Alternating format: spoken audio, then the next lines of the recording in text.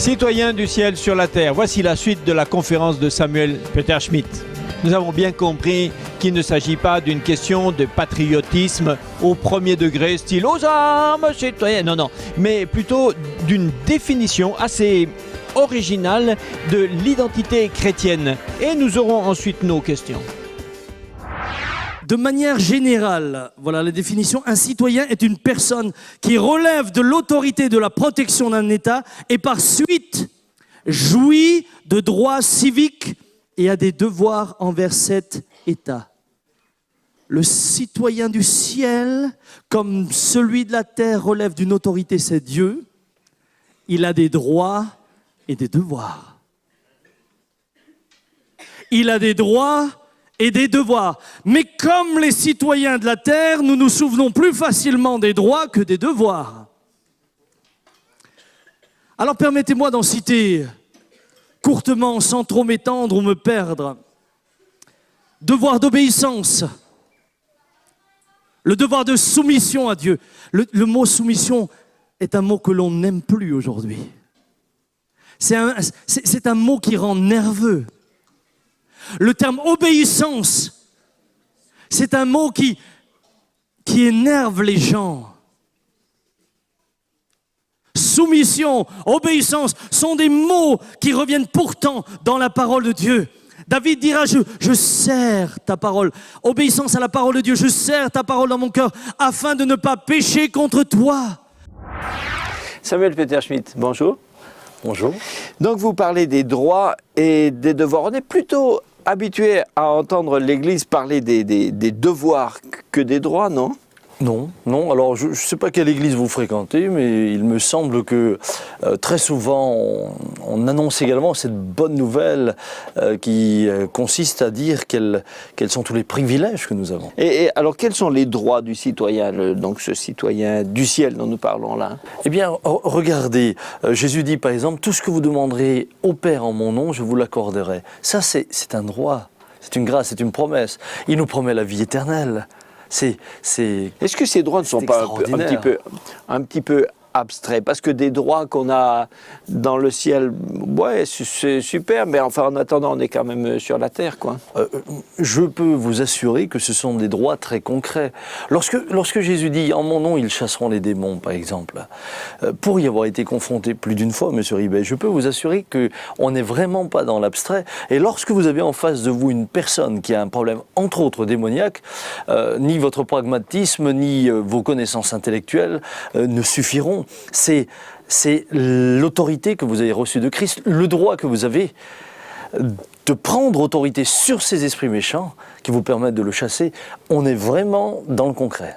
Alors, le mot obéissance, vous semblez un peu étonné que le mot obéissance énerve les gens. Mais finalement, obéir, par essence, c'est souvent désagréable. Écoutez, pourquoi est-ce désagréable ? Je pense que c'est désagréable parce que l'obéissance appelle la soumission.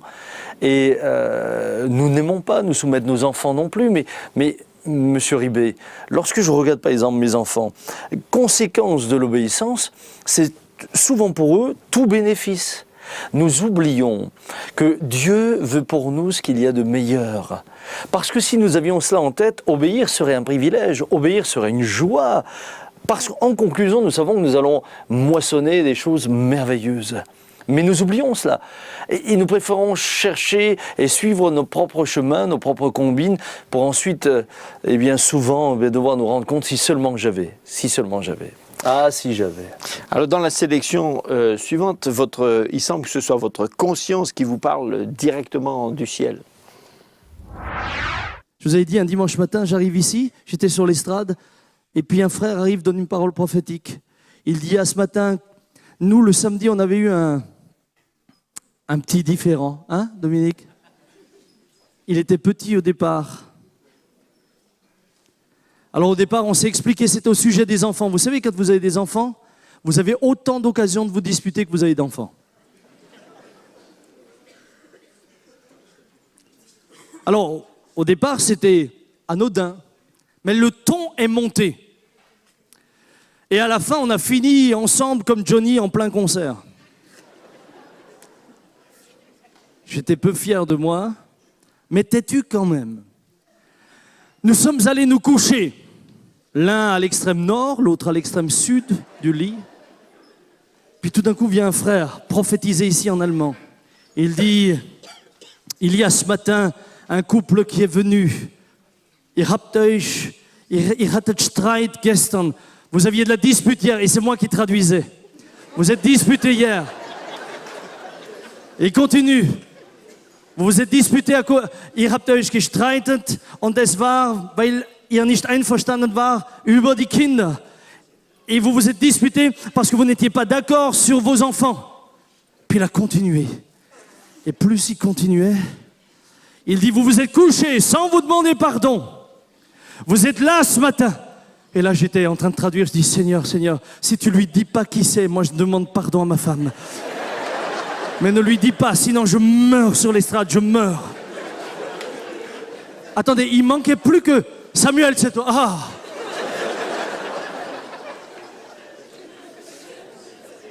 À la fin, je suis allé la voir. Je vais vers elle. Dominique, elle m'attendait comme ça. Je veux te demander pardon. Je savais que tu viendrais. Monsieur Peter Schmitt, on s'attendait de votre part à une vie de couple exemplaire. Ah bien écoutez, elle est exemplaire lorsque vous regardez le nombre de fois où on a réussi à se réconcilier. Bon. Alors, Oui, tout dépend de quel côté, sous quel angle vous examinez les choses. oui, suivant les exemples. Alors, je reviens à l'histoire de ce monsieur-là qui semblait donc décrire cette situation à votre intention. Et donc, vous pensez qu'il était directement inspiré de Dieu. Ah oui, il ne semblait pas, il décrivait. Et il était impossible qu'il décrive par lui-même ce qui s'était passé chez nous. Il y avait dans ce qu'il disait trop de précision. Il y avait trop d'éléments incontestables à mon esprit pour me permettre de dire il est en train de dire quelque chose qui pourrait concerner 200 couples. Parce que sur le grand nombre de personnes qu'il y a là, il y en a bien de temps en temps un qui doit se disputer. Oui, alors ça je vous l'accorde, mais en l'occurrence, lorsqu'il parlait, il donnait bien trop de détails. Alors, ça peut sembler peut-être étonnant à quelques personnes que Dieu puisse inspirer un prophète pour régler un petit différend domestique. Est-ce que la prophétie, c'est pas plus, je sais pas moi, plus élevé que ça ou... Ah bien non, je crois que la prophétie, justement, c'est... Lorsque vous lisez ce que l'apôtre Paul dit, celui qui prophétise, il exhorte l'Église. Et lorsque cet homme prophétisait, il nous exhortait à changer de comportement. Il m'exhortait au travers de ce qu'il disait, qui se révélait venir de Dieu, à demander pardon, à ne plus recommencer. Il était donc en plein dans le cadre de ce que la prophétie est en réalité. C'est normal. Alors, finalement, qu'est-ce qui vous a poussé à demander pardon ? C'était la peur d'être dénoncé publiquement par ce prophète ? Alors, je dois reconnaître très humblement que, le fait de risquer d'être dévoilé m'a fortement motivé. Même si après j'ai été très contente de le faire. Et si après j'étais convaincu que l'avoir fait, c'était une très bonne chose, puisque ça nous a permis de nous retrouver, de nous réconcilier. C'est vrai que ce n'était pas une initiative au départ très enthousiaste. Vous imaginez que Dieu aurait pu lui dire de dire comme ça publiquement « Et Monsieur Peter Schmitt, il s'agit de vous ». Eh bien écoutez, lorsque je vois de quelle manière l'apôtre Pierre interpelle Ananias et Saphira, oui, je me dis que c'est possible. Alors, la sélection suivante, les mots sont un petit peu dérangeants. Pierre dit que toute personne soit soumise aux autorités supérieures, car il n'y a point d'autorité qui ne vienne de Dieu. Et les autorités qui existent ont été instituées de Dieu. Rappelle-leur dans Tite d'être soumis aux magistrats et aux autorités. Le principe d'autorité a été établi par Dieu. Être soumis à son patron. Être soumis à ce chef qui vous casse les pieds. Waouh! être soumis à la loi. Le citoyen du ciel paye donc ses impôts avec joie.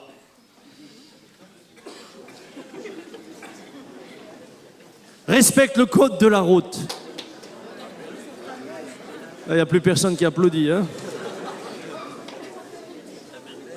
T'as un chat dans la gorge, Dominique? Ah bon. Ne triche pas pour obtenir de l'argent de la CAF, par exemple. Ne se met pas en maladie alors qu'il ne l'est pas. Ah, vous allez me dire, mais frère, c'est tellement logique. Ah bon? C'est bien. Mais sommes-nous toujours en phase? Ne fais pas de fausses déclarations à l'assurance. Pas de dessous de table lorsqu'il acquit un bien. Donc le citoyen du ciel est donc surtout un bon citoyen civique alors. Le citoyen du ciel, par conséquence, devient un bon citoyen au sens civil du terme. Mais je me demande si certains de vos auditeurs, un peu contestataires, ne risquent pas de dire que finalement le citoyen du ciel est surtout un bon mouton à tondre, quoi. Je pense que je pense que ce serait réducteur. Ce serait la preuve qu'ils n'ont pas compris que honorer Dieu en respectant ce qu'il nous demande, parce que lorsque nous le faisons, c'est finalement lui que nous glorifions. C'est de lui que nous rendons témoignage. L'apôtre Paul dit « Vous êtes une lettre lue et connue de tous les hommes ». Eh bien, quand on lit cette lettre et qu'on voit Christ en nous, c'est Christ qui est glorifié. S'ils ont compris cela, ils ne disent pas qu'ils sont un mouton qui est bon à être tondu. Mais vous avez aussi beaucoup de citoyens français, pas du ciel mais de la terre, tout à fait agnostiques, mais humanistes, qui prônent aussi l'honnêteté et l'intégrité, sans être pour autant des citoyens du ciel. Tant mieux, tant mieux. Sont-ils aussi nombreux que cela ? Cela reste à vérifier, mais oui, je crois qu'il y a des gens qui sont intègres par rapport aux lois et par rapport aux exigences de l'État, sans pour autant avoir la foi. Ceci dit, cela ne les sauve pas. Il semble qu'à une certaine époque, c'était culturel, on était éduqués comme ça, quoi. Alors, rappelez-vous pourquoi c'était culturel. C'était culturel parce que l'implication de la foi dans la vie des gens était beaucoup plus profonde. La vie, entre guillemets, religieuse, faisait partie de la vie quotidienne. Les églises étaient remplies à cette époque-là. À l'école, il y avait encore les leçons de religion. Et toutes ces valeurs étaient partagées aux enfants dès le commencement.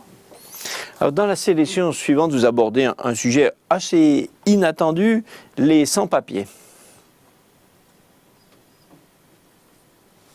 Je vous rends ce témoignage. Nous avions une famille dans l'église qui était venue et nous demandait toujours de prier pour qu'ils puissent avoir leurs papiers, etc. Ça a duré plusieurs années, ils ne recevaient pas leurs papiers.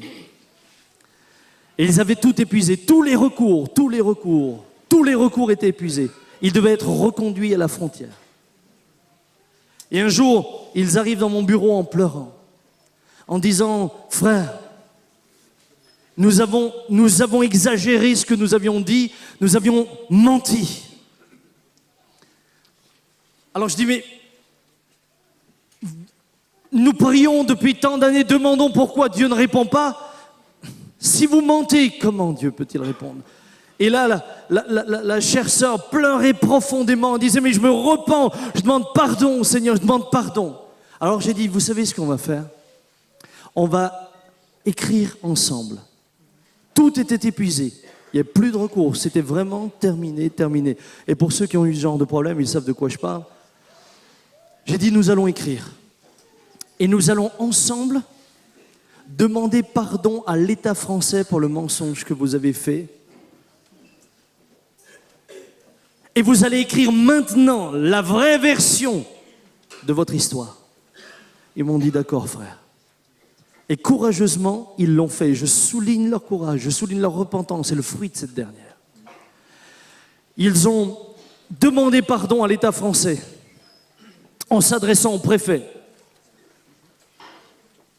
Ils ont formulé la vraie histoire et nous l'avons envoyée.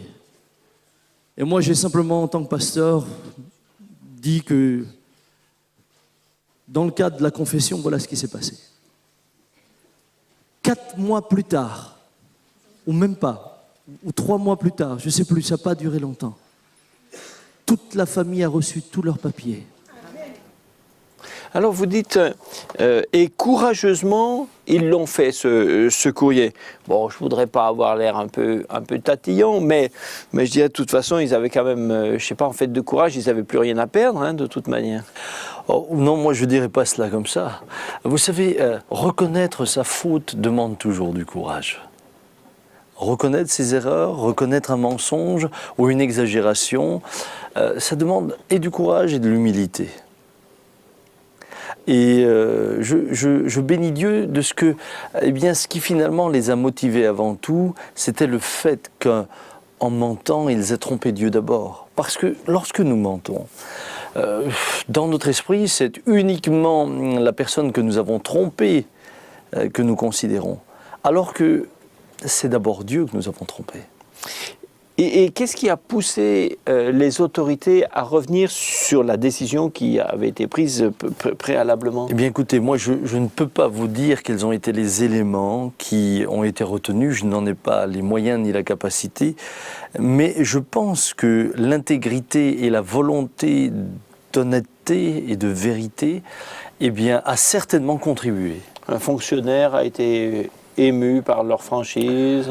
Je ne sais pas si on peut parler d'émotion, mais je pense que lorsque vous êtes en face de quelqu'un qui fait son mea culpa, de quelqu'un qui se repent, de quelqu'un qui reconnaît,